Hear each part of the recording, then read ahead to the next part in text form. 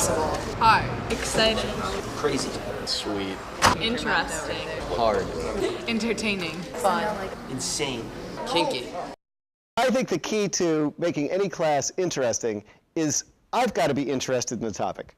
So I try to teach things that I'm personally interested in and that I'm enthusiastic about, because energy and enthusiasm are the way I try and keep people involved in what's going on.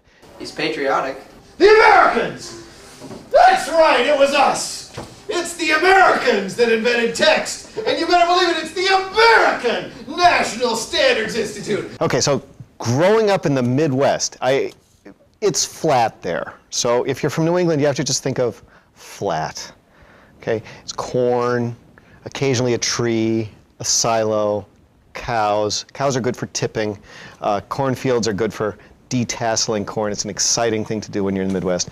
So you can see why that perhaps math and science were exciting to me, because everything else was very flat. And I found at MIT that for the first time in my life, there were a bunch of really, really smart people hanging around. And I actually had to crack the books, which was a bit of a shock to my system. But I did, and I managed to survive, and I managed to fail only one exam. And when I graduated, I actually wasn't old enough to drink, and I was out entertaining clients, which was sort of embarrassing at the time. So I would have to, because by the time, you know, you drank a lot when you were entertaining clients. So I spent most of my time drinking Coke and explaining why that I wasn't drinking other things. So I spent some time doing fancy military things, some of which I can't talk about still.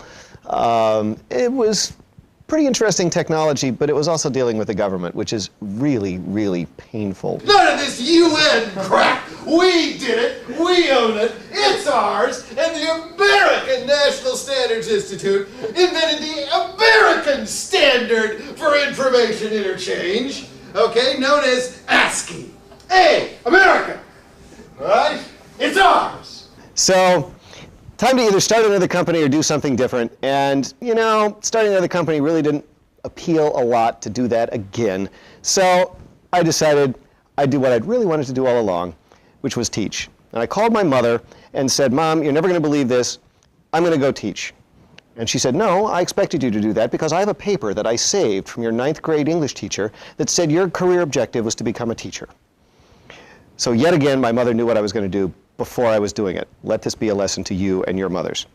All right, so where was I going to teach? I decided to substitute teach. Westwood was looking for substitute teachers, and I subbed at Westwood for a year, and I had a great time. And to make a long story short, I ended up in the math department the very next year, and now I teach math and science, computer science, engineering, and I have a ball every day.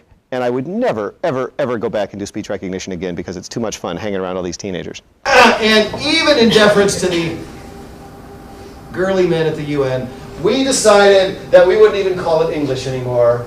We just call it basic Latin, because it, after all, is a Latinate language. It uses the same characters as Latin does. So we'll, you know. And to be honest, I was a bit obstreperous in high school. I think I was only suspended officially twice.